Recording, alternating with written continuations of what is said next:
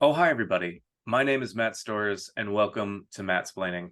On today's episode, I have somebody who is an expert about one of my favorite sets of characters, and I'm very excited to talk to them about it. Expert, please introduce yourself and tell us what you're an expert in. Hi, my name is Brian McGinnis, and I'm a Teenage Mutant Ninja Turtle expert. Excellent. My understanding of the Teenage Mutant Ninja Turtles started based on the cartoons and the movies. Very, very big Donatello fan. I am Donatello, Michelangelo Rising.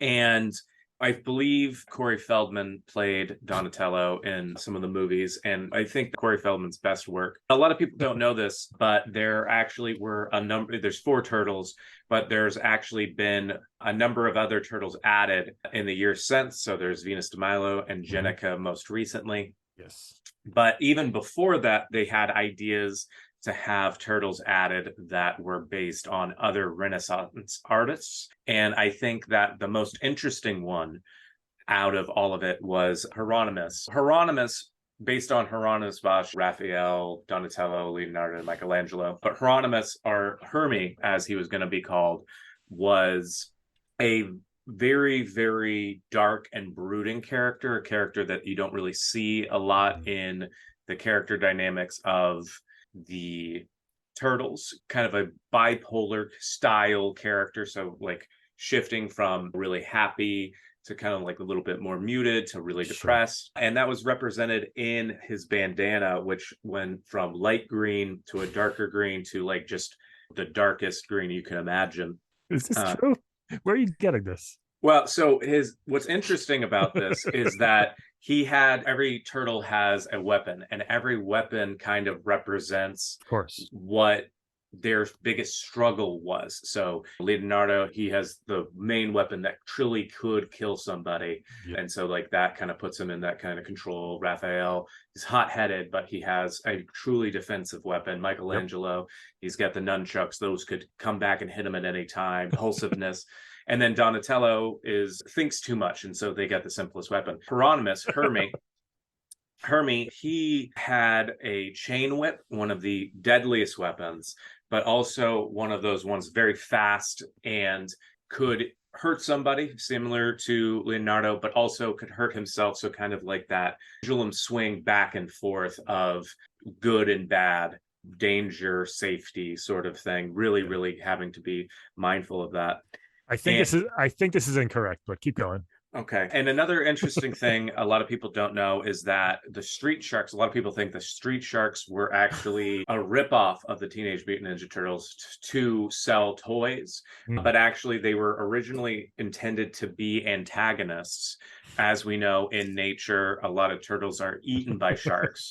No, come on. This, And so they came in, and the whole idea was that they were going to fight, and it's these two sets of teens, kind of like a West Side Story in a lot of ways. You have the sharks and you have the turtles, and not as much. I don't know if they would be as effective with the snapping, but they definitely were going to go and have this long arc of the turtles and the sharks, and then eventually they come together and they realize, hey, maybe we shouldn't be fighting, there are bigger problems. And then they would disperse, and then they would solve the crimes and fight the bad guys on their own. But there'd be crossovers occasionally, I you know. would And watch. I would watch that. oh 100%. yeah, I think everybody would watch it, and they realize it's too much money. There's too much potential success here if we They would have these make. characters. They would make too much money. Exactly. Oh, of course. Exactly. Yeah. Because then you have the offshoots. Donatello and the Hammerhead Shark guy go off. And then you have Slamu going off with Raphael. And you know, Is Slamu his name? one of them is named Slamu. It's the only one I remember besides Moby Lick, which doesn't make any sense. And he was the killer whale. It's a kid show. Come on. Yeah, exactly. I had the toy. The toy was really cool. But yeah, so based on what you've heard so far, about how much of that would you say was accurate? Almost all of it, except none of it. So it's really Okay. close. It's really Okay. close. Yeah. Well, I say 10% of that's well, you got the weapons right, you got the names of the turtles right, and the extra ones, and the two extras. Be a solid C minus Okay. on the accuracy of your description of the turtles. Okay. Fantastic. You forgot the biker mice from Mars as well. Okay. So that was a big three pronged team up there, which would have blown the socks of every 10-year-old back in the day. Absolutely. Yeah, Yeah, that'd been too much. Again, just too much too much capability of making money. potential. Yeah. Yeah, it's good about Jenica. Hmm. Jenica, for those who don't know, is the official fifth turtle. She what? People are freaking out. She is the fifth turtle right now. She in issue 100, actually it was like 95-ish of the current IDW comic series. Hmm. She got hurt and they had to help. The only way they could save her is to transfer the mutagen ooze, of course, we've all been there, Yep. to her, and she became a toidle, and she Mhm. wears yellow, and she's actually pretty awesome. She kicks ass. That's what I've heard. Yeah. The incels are furious about it.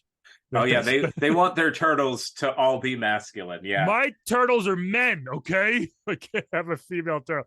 But yeah, no, she's great. I actually very enjoy her. She's got separate spin-off books and everything. But yeah, and Venus was a thing. So there's been a lot of lore in the turtle since 1984. When did you first get into them? It was 80s when the cartoon came out and the figure. So it was 87, Okay. 87, 88. I didn't know I was born in 1980, so I was too young for the freaking evil dark comic book, which it is. Hmm. I love it today. I eventually got into it, but I started my first one as well was a Donatello figure. So I have a certain love for Donnie for some reason, even though I love them all except Hmm. Leonardo, you nerd. But I do love them all. But Donnie was my first figure. And then if you, I mean, you can't see it listening, but you can see them. I have Hmm. a bunch of figures still behind me here, and out in my game room right here, I have 115 of my original turtle figures in a display case. Oh, that's Um, amazing. Bit of a fan. Yeah. I think so. I think you could probably call yourself a fan at that point. Yeah. So I got into the figures, then I started watching the cartoon and then collecting the Archie comic books. And then I found out about the original Eastman and Laird ones. And I was like, oh, these are dark and these are like kind of for adults. But I was like 10-ish at that time and collected. I wish I still had all those because there were thousands, but I had the original like run of the original comic books and they're great. Yeah. And the current series is one of the best things they've ever done. So Hmm. I kind of like broke. I stopped. I had to like hide my nerddom for some reason for a couple of years. I was like not ashamed of it, but I figured like it wasn't a cool thing. But I still secretly loved the turtles back in like my late 20s and early 30s. I'm 42 now, but like the Hmm. past like 5 or 6 years, it's like these things are still awesome. Like it's such a cool. It's a cool concept. They're still going, and it's been Hmm. 30 something years. I mean, so just the staying power that they've had is impressive. They're always being rebooted or remastered or whatever. There's new stuff coming out in 2023. The two games we got in 2022 are awesome. Very good games. Yeah. Like it never ends, and I love that. Like the more turtle stuff, the better. NECA, that one company who makes the figures, I Hmm. stopped collecting because there's too many. They release Right. like a new one every other week. I'm like, I can't do it anymore. I got kids. I got to Right. stop spending money on my turtle figures. Right. But there's such a cool thing. There's so many different weird, unique characters. There's cool storylines. The current comic book series is dark. Some of them die. Oh no. Villains die. I'll tell Donatello died, legit Oh. died, and they brought him back to life through Metalhead, which is the robot turtle. Okay. And then they revived his body, and it's a whole thing. Right. Through like spirituality and stuff. It's awesome. Freaking Splinter died. Shredder died. Leatherhead ate Krang for Pete's sake. Oh my. Ate him. So a lot of stuff happens, and it's not for kids. The current series, but it's really really good. I'm so excited for what Seth Rogen's doing in 2023, the new movie. So a lot of cool Yeah. stuff. A lot of cool stuff coming out.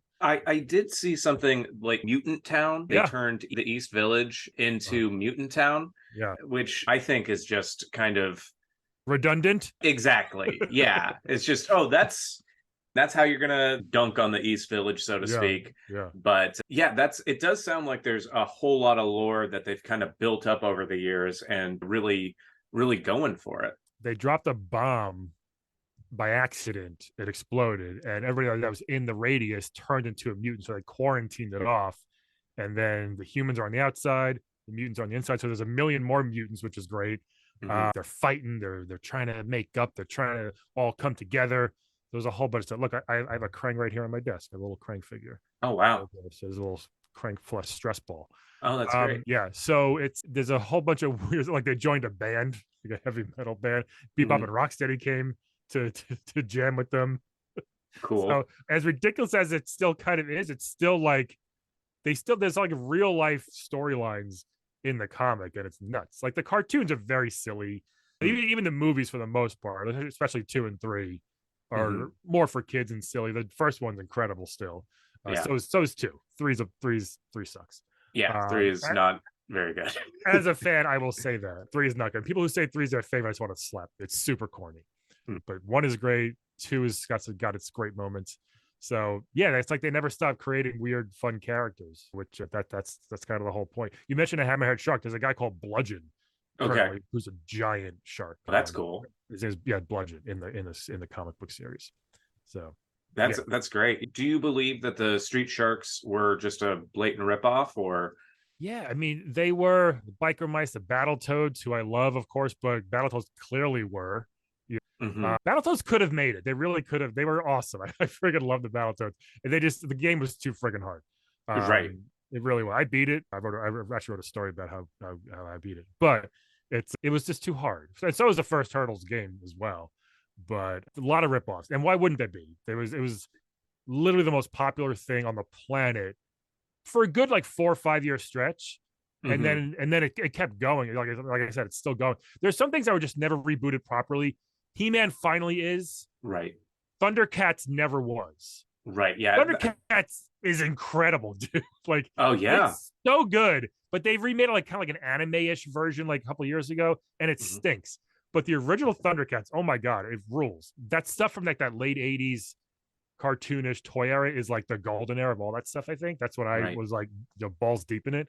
And it was just GI Joe even really didn't get a good reboot. I don't think the movies were terrible, Yeah. and I feel like they kind of gave up. They're the biggest things ever, but Turtles, it's got that staying power. I don't know what it is, to be honest, but it's been rebooted so many times. Not in a bad way, like just keep different reiterations of it for different generations of kids. Right. But it's still here, man, and it's just it's awesome. I think. Absolutely. Yeah. And I mean that's the cool thing. I remember when I was in college, I was going to go see the one with Patrick Stewart, the cartoon one. He was like the bad guy or the mayor or something like Yes. that. Yeah. And I was seeing somebody at the time, and like we had a brief conversation the night before about maybe breaking up. And so then we had a serious conversation over the phone, and we ultimately broke up, and my friends were waiting for me to go see the movie in my living room. I got done, came back inside, I was on my patio, and I'm like, oh yeah, and they're like, Matt, what's wrong? And I'm like, oh, you know, we just broke up. Like, oh, that sucks. I'm like, all right, well, let's go see the Ninja Turtles movie. And they're like, Matt, no, do you want to talk about this? No. And I'm like, no, we're going to be late for the Ninja Turtles movie. And so that's always like, I that's love it. seared in my mind. I love it. I'll never forget seeing the movie in the theaters for the first time and my head exploding. Even seeing the original poster, which is I think the greatest movie poster of all time, like the Mhm. live action of them peeping out of the sewer. Right. It's just like when I saw that in my local theater, like I just crap myself. Like that was the coolest thing. And then I remember getting like I think they gave it like what's like the not a premiere, but like a special event thing, maybe for my school. I don't know. They gave me like a sticker book with stickers, Cool. which I had for years, I remember. But I'll never forget seeing that in the theater for the first time. It was just and then getting the VHS and just watching it almost every day. I, Oh, I used to that's I used to get up, I guess it was at 6:30 or 7 a.m. before school and watch because the show they moved the cartoon around a little bit mhm. sometimes. And I remember it started coming on at 7 a.m. I had to be at school at 8. So I would get up extra early, watch an episode as I was like getting ready to breakfast, Mhm. and then head off to school and Oh, that's great. get beat up and get wedgies all day. Well, It their happens. loss. Seriously. They could have been having cool conversations about the Ninja Turtles, and Exactly. instead they were being mean. Come on. Yeah. Yeah, I mean, there's so much stuff. Like, I have a 7-year-old and an almost 2-year-old, and when the 7-year-old comes in and sees all my turtle toys, she goes, "Can I play with these?" I was like, "Don't touch it. Don't you dare touch these. When I'm dead, you can have them." But it's fun. If people come over, even if I have like the Spectrum internet guy come over and has to fix something or anybody, when they step in that room, the only reaction I've ever gotten is, "Oh my god, this is amazing." That's From great. every age, and I love that. I'm like, yeah, I've saved all my stuff. So I had them in a box forever, and like 5 years ago, my mom's just like, "Can you get these out of the garage, please? Dad doesn't want them here anymore." I was like, "All right." So I brought them to my apartment in Queens, and I was just like, I remember going through them. I was just like, "Geez, like I can't believe these are all still here. They were just boxed up for years." I had Right. 3 giant cardboard boxes. I got the sewer, I got the blimp, I got the turtle, I got the van, the party wagon, the Channel 6 news van, all the vehicles, all the figures I have still have all the accessories and the weapons with them. So I kept them all in good shape. That's great. I love Yeah, that. I'm proud of If people wanted to learn more about you or learn more about the Ninja Turtles, where would you recommend they go? it. Great question, Matt. If you go on YouTube and look and you can search for Brian reviews all the turtles, I did about when COVID happened, we were all bored out of our minds. So I did 114 or 15-ish episodes, little short 1 to 2 minute episodes of me reviewing every single turtle figure I have. And it was one of my favorite things I ever did. I did it in kind of like a Tim and Eric sort of vibe, like Okay. very like kind of weird. Like I pretend I was an expert, but I would like purposely mess up sometimes. But it was a very fun show to do. So if there's any figure you had as a child that people want to revisit, I probably have a review of it on my YouTube page. It's Oh, that's great. yeah, Brian reviews all the turtles, and they're just 1 to 2 minutes long each. And they were super fun to do. And also Twitter at Laugh at Brian. You can always find me on there. And my podcast at Playable Podcast, which you did one time, and it was I great. did. Yeah, thank you. Where I interview video game characters. They come out every Monday, most of the time, if I'm consistent. Very cool. Monday. Thank you so much. I really appreciate it. This was a lot of fun. Thank you. I can always talk turtles. It was great. Yes, absolutely.